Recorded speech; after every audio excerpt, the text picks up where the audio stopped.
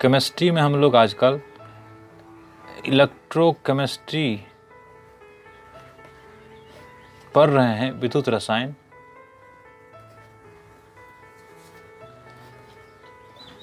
जिसमें पिछले दिन हमने फैराडे के विद्युत अपघटन का पहला नियम बताया था। आज फैराडे के विद्युत अपघटन का दूसरा नियम हम पढ़ने वाले हैं, Faraday's second law of electrolysis. तो सबसे पहले फर्स्ट लॉ के बारे में फिर से एक बार डिस्कशन कर लेते हैं। तो फर्स्ट लॉ में हमने ये कहा था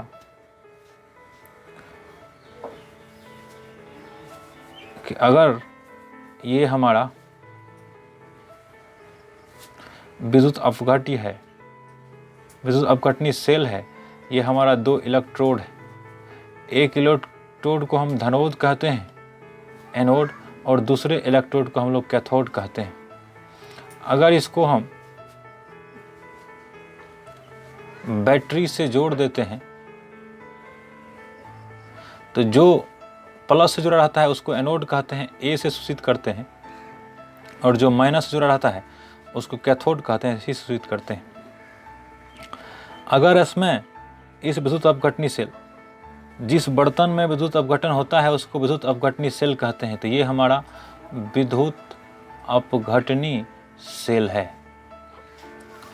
इसमें अगर इलेक्ट्रोड भरा है, जैसे ये हमारा इलेक्ट्रोड है, इलेक्ट्रोड नहीं इलेक्ट्रोलाइट है, विद्युत अपघट्य है NaCl का। तो NaCl इस प्रकार से होगा Na+ और Cl-।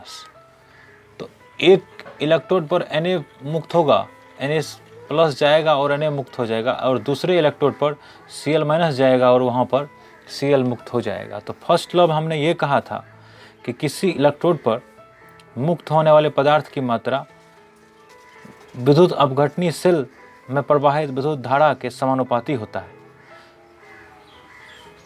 या विद्युत आवेश के समानुपाती होता है। तो विद्युत आवेश के समानुपाती होता है मुक्त पदार्थ की मात्रा, मुक्त पदार्थ की मात्रा।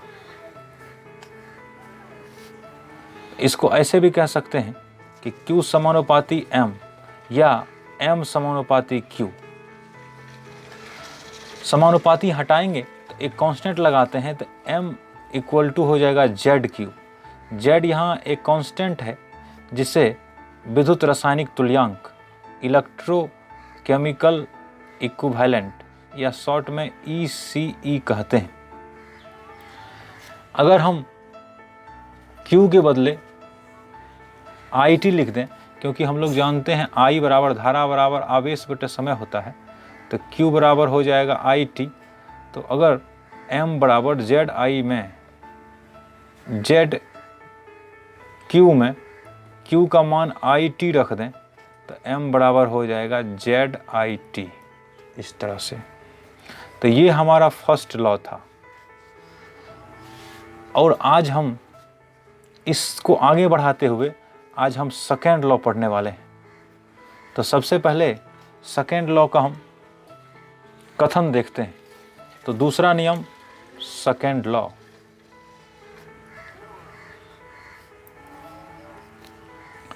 इसका स्टेटमेंट यह है कि यदि कई विद्युत अपघट्य के विलयनों से समान धारा प्रवाहित किया जाए तो इलेक्ट्रोड पर मुक्त होने वाले पदार्थ की मात्रा पदार्थ के तुल्यांकी भार के समानुपाती होता है। तो यदि 2-3 विद्युत अपघट्य के विलयन है और उसमें समान धारा प्रवाहित किया जाए तो इलेक्ट्रोड पर जो पदार्थ मुक्त होगा वो उस पदार्थ के तुल्यांकी भार के समानुपाती होगा। इसको एक दूसरे तरीके से ऐसे भी कहते हैं, यदि कई विद्युत अपघट्य के विलयन को श्रेणी क्रम में जोड़ा जाए तो इलेक्ट्रोड पर मुक्त होने वाले पदार्थ की मात्रा उसके तुल्यांकी भार के समानुपाती होता है।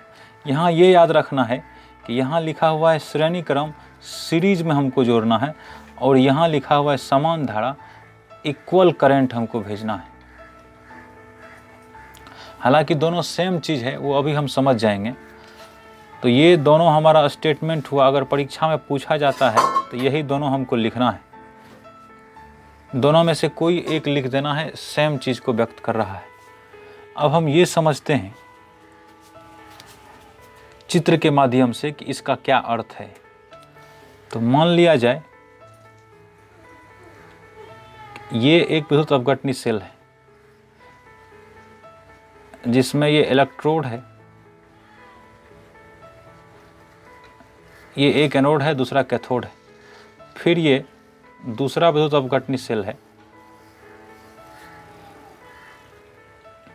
जिसमें ये पहला इलेक्ट्रोड है और ये दूसरा इलेक्ट्रोड है। चाहे तो हम और जोड़ सकते हैं, अभी दो ही रहने देते हैं। तो ये इलेक्ट्रोड, ये फर्स्ट सेल का इलेक्ट्रोड, ये सेकेंड सेल का पहला इलेक्ट्रोड, ये सेकेंड सेल का दूसरा इलेक्ट्रोड, ये हमारा दूसरा सेल, ये हमारा पहला सेल। इसमें विद्युत अपघट्य है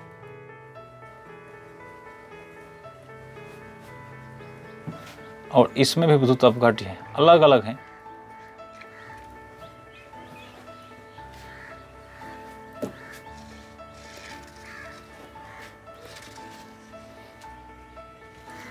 इसको हमने श्रेणी क्रम में जोड़ा है, समान धारा प्रवाहित किया है। तो पहले एक सेल लगा देते हैं,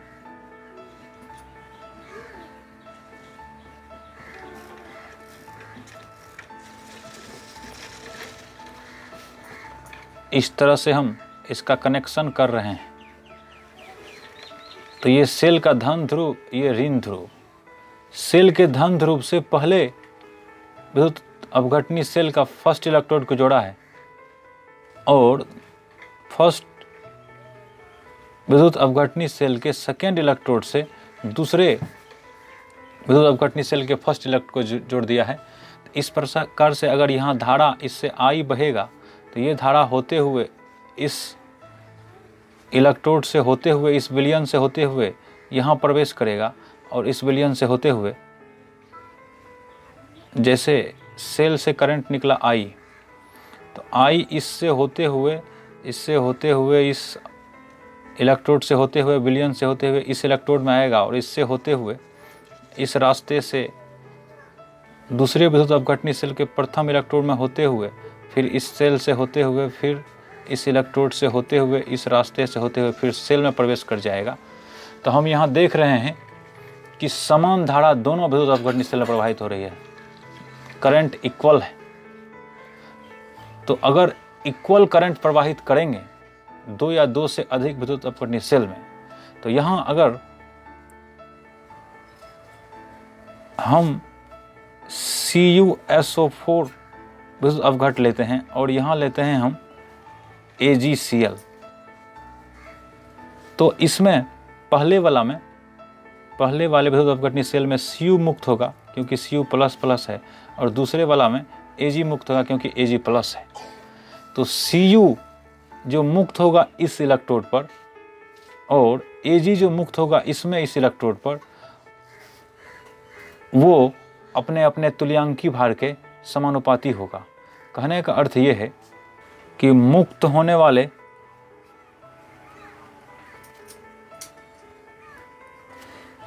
Cu का द्रव्यमान, Cu की मात्रा बटे मुक्त होने वाले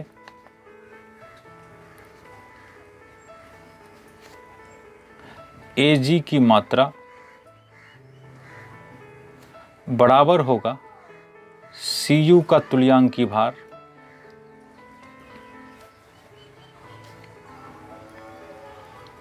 बटे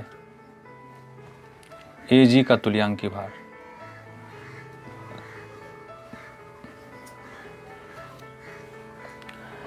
तो पहले इलेक्ट्रोड पर, पहले विद्युत अपघटनी सेल में Cu मुक्त हुआ है, दूसरे विद्युत अपघटनी सेल में Ag मुक्त हुआ है। तो दोनों के मुक्त होने का जो अनुपात है, पदार्थ की मात्रा का अनुपात है, उसके तुल्यांकी भार के अनुपात के बराबर होता है। इसको अगर हम जनरल रूप में ये देखें, ऐसे समझें माना M1 तथा M2 इलेक्ट्रोड पर मुक्त होने वाले पदार्थ का द्रव्यमान है, मुक्त होने वाले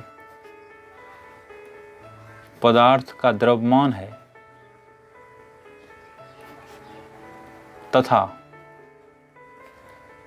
E1 तथा E2 क्रमशः पदार्थों के तुल्यांकी भार हैं।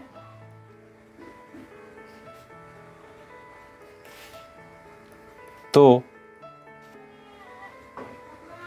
फैराडे के द्वितीय नियम से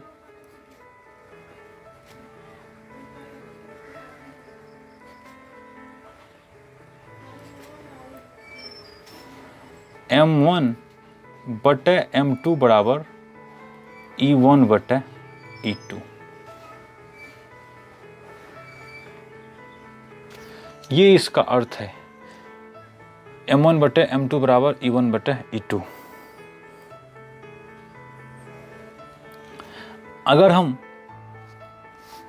पहले नियम को यूज करते हैं तो पहले नियम में हमने बताया था M इक्वल टू ZIT, तो M1 इक्वल टू लिखेंगे Z1IT, क्योंकि I और T बराबर Q होता है और Q सेम ही होगा, क्योंकि दोनों सेल में, दोनों विद्युत अपघट में समान धारा प्रवाहित हुआ है, तो यहाँ I1 और I2 लिखने की ज़रूरत नहीं है।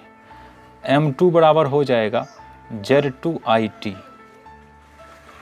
तो अगर इस समीकरण से देखें स्टार से, तो M1 बटे M2 बराबर E1 बटे E2, तो M1 के बदले यहाँ से रख दीजिए Z1IT और M2 के बदले यहाँ से रख दो Z2IT, तो ये हो जाएगा Z1IT बटे Z2IT बराबर E1 बटे E2। IT से IT कैंसिल हो गया, तो यहाँ हो गया Z1 बटे Z2 बराबर E1 बटे E2, अर्थात Z समानुपाती है E का। इसको ऐसे भी लिख सकते हैं, E समानुपाती है Z का। तो अभी हमने पिछले स्लाइड में निकाला कि E समानुपाती है Z का, तो समानुपाती हटाएंगे तो एक कांस्टेंट लगाएंगे, तो यहाँ एक कांस्टेंट लगाते हैं F, तो E बराबर हो गया FZ। यहाँ F एक नियतांक है, यहाँ F नियतांक है जिसका मान लगभग 96,500 कूलम होता है तथा इसे फैराड कहा जाता है।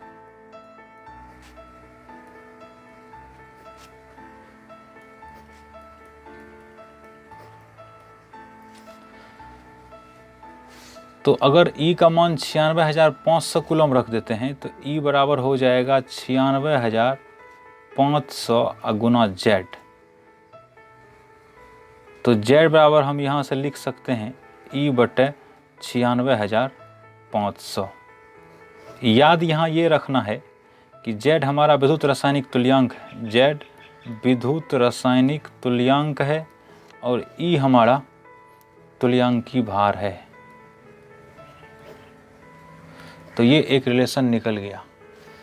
F ये 96,500 कैसे हुआ?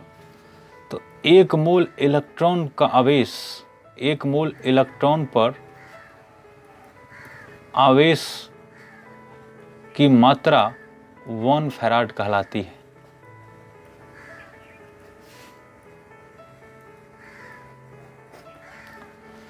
तो एक मोल इलेक्ट्रॉन बराबर हो जाएगा, एक मोल में होता है 6.022 गुना 10 के पावर 23 गुना इलेक्ट्रॉन का पावर होता है, इलेक्ट्रॉन पर आवेश होता है 1.6 गुना 10 के पावर -19 कूलम। तो इसी को करेंगे तो ये 96,487 कूलम के आसपास आता है, इसलिए इसको लगभग में लिख देते हैं 96,000 500 कूलम।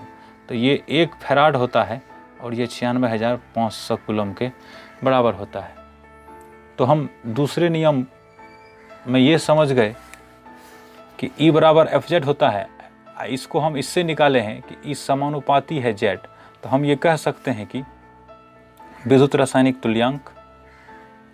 रासायनिक तुल्यांक तुल्यांकी भार के समानुपाती होता है।